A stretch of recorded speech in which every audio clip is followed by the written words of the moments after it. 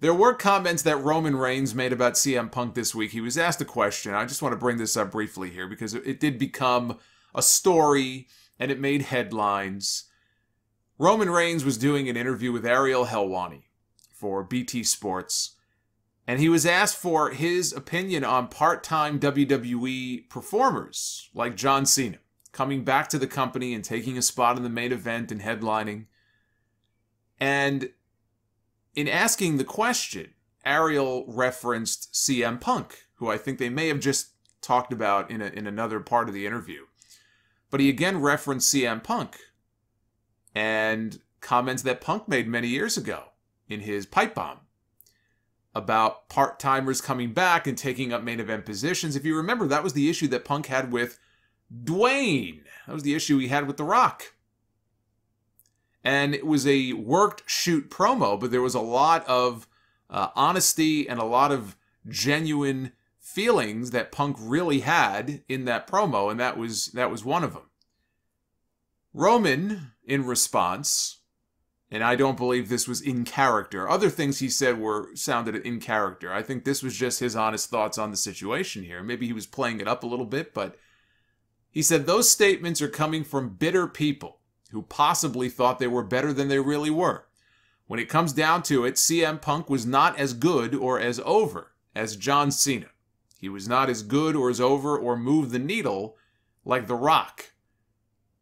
It just was what it was. From a full-time performer, I understand the frustration of wanting more, but like I said before, you've just got to take it. And that led to a lot of divided opinion over what Roman Reigns had to say. There is a lot of truth in what Roman Reigns said in that statement. CM Punk was not the needle mover that The Rock was. He's right. CM Punk was not the needle mover, by and large, that John Cena was. That's true. Those are facts. He's not wrong when he says that. I think the issue is, though, that the same can be said for Roman Reigns. So for him to be the one saying it is kind of rich.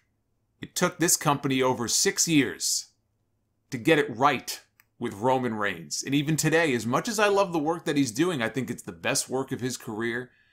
He really is the biggest attraction, full-time attraction in this company right now. There is not a lot of evidence that Roman Reigns is any more of a needle mover than CM Punk was when Punk was at his peak. You know, when you compare both of them to the really big names like John Cena, who carried this company for so many years because they just, either they didn't have anybody else or they didn't allow anybody else to rise up to that level. But without Cena, they would have been sunk. So yeah, when you compare even Roman Reigns to John Cena, you compare Roman Reigns to The Rock, it's the same situation. He and Punk are in the same boat. So I see it as less of any sort of indictment of CM Punk, and I see it more a case of WWE either not being able to create that level of star again or just not allowing it to happen. I think it's a little bit of both. I think they lost their charm a long time ago when it came to trying to create these big megastars, but as I've said many times, I don't believe, I'm not convinced that they want that. I think John Cena may go down as the last of that breed. Of someone who, you know, kind of felt like he almost transcended the company and transcended the business and became this big name. And now, of course, he's off in Hollywood. I don't know that we're ever going to get that level of star again in this company because I don't think they want that. I think they want to, you know, maintain more control over these talents that, in their view, you know, we make them, we create them. And we've sort of got to keep the monster caged. I don't want them to leave and go away. I mean, they had that in Brock Lesnar. I guess Brock Lesnar would be the closest thing to like this big kind of megastar that they had. But he was also a part-time performer. He was not a full-time guy. And he gained notoriety outside the company from his MMA days. He came back to WWE in 2012, a much bigger name than he was when he left in 2004. That is indisputable. Outside of Lesnar, there is nobody close to that level right now in WWE. Not one person. So for all the truth in Roman Reigns' statement that Punk was not as big as The Rock, for example, I mean, few people are. I mean, can you really... I'm not going to hold that against CM Punk. He's part of a long list of names that you could put on that list from the last 20 years who are not quite as big or at the level of The Rock. But Roman Reigns, it was almost like he was making these comments looking in a mirror. He and CM Punk have more in common, I think, than he lets on here in that statement. Now, some other miscellaneous notes. Per WrestleVotes on Twitter. This is what they posted. With the success of MLB's Field of Dreams game last week, WWE has began very initial discussions about doing a few off-site events in 2022. Some ideas discussed within creative include Raw on the Roof, Hammerstein Ballroom, and more direct festival shows like Rolling Loud. The Rolling Loud thing I thought was a cool thing to try. In execution, though, I didn't think it really came across well at all because the people there just didn't seem to care. They didn't know what the hell was going on, and they weren't reacting to anything. So, I mean, it's cool to see this large crowd of, 50,000 people out there, but they didn't seem to give two shits about the matches they were seeing. Raw on the Roof, I guess, is pretty self-explanatory. I don't know if that would be on the roof of Titan Tower, or I'm not quite sure what roof it would be on. I know one thing, though. Raw on the Roof will not be any better than Raw on the ground. Raw is in the ground these days. I don't really give a shit where they do Raw. I would just hope that one day we might actually get a good show. Wouldn't that be special? You could do Raw in the basement of someone's fucking house for all I care, as long as it is a good show. The location does not matter. Hammerstein, though, is interesting. To do some kind of a special show, like maybe not Raw, but some kind of special show at Hammerstein, I think. I always wondered why they never tried doing an NXT show at Hammerstein. At this rate, I think AEW might beat them to the punch. We might get an AEW Dynamite or a Rampage at Hammerstein before we get NXT. If I'm Tony Khan, I'm trying to make that happen. They're making their New York City debut next month. And they're going to get 17,000 people in Arthur Ashe Stadium at least, unless they open up more sections, which is possible. But I think after that, maybe that ends up being kind of their home building, but I'm trying to book some stuff at the Hammerstein Ballroom in front of, a rabid 2,500. I just think it would make for a cool atmosphere for one of their TV shows. Not a pay-per-view, but you want to do a Dynamite or a Rampage at Hammerstein? The only thing is, I've heard that building is not the best building to shoot TV. That's where Raw was many years ago, in that same building up on the Grand Ballroom on the top floor. So it might not be the easiest location, and wrestlers have talked about how there was one bathroom or one shower, and it kind of sucked. But I think even as a one-off, AEW at Hammerstein, if WWE isn't going to run there, if I'm Tony Khan, I'm trying to get that building nailed down. I think that would be a lot of fun.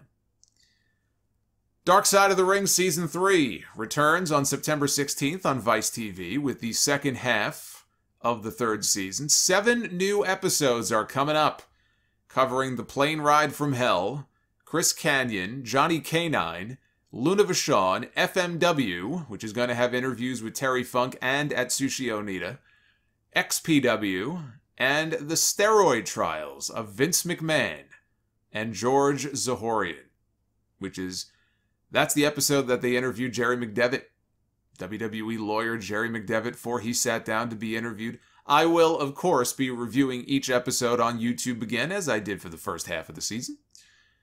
And finally here, before we jump into the history stuff, many months ago, when the transition began from the WWE Network to Peacock, we were told that the plan, the goal, the timeline, was to have all of the current network content up on Peacock by SummerSlam. That was the timeline they set for themselves. And to their credit, because, when Peacock screws up, obviously I vent about that, but I'm fair.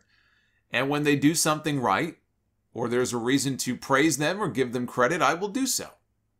And to their credit, even though I still don't like how hard it is to find a lot of things on there, And I really miss features they had on like the big pay-per-views and stuff, like chapter markers during the shows. That's just not built into the Peacock platform. That's just something that they aren't able to do right now.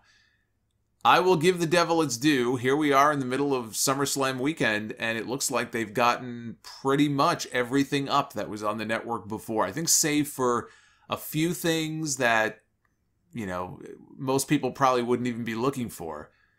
A few random things here and there. They pretty much have everything up that was there previously. That includes every episode of Raw, SmackDown, ECW, all the pay-per-views, Saturday night's main event, all the primetime wrestling stuff that had been up before, which is not all of the primetime wrestling episodes, but everything that was up before I think is now up on there. All the episodes of Superstars from 1992 that was up before, all the way through mid-94. Early Wrestling Challenge, all the Coliseum videos, it's all up. And so now the question turns to how proactive are the Peacock folks going to be at adding more of the old content? Because now they have to pick up the slack, right? Everything that was on the network before is back, but now going forward, what about all the stuff that isn't there? That even previously had not been uploaded? How quickly are they going to be able to get that, or how quickly are they going to want to or care to get that old stuff up?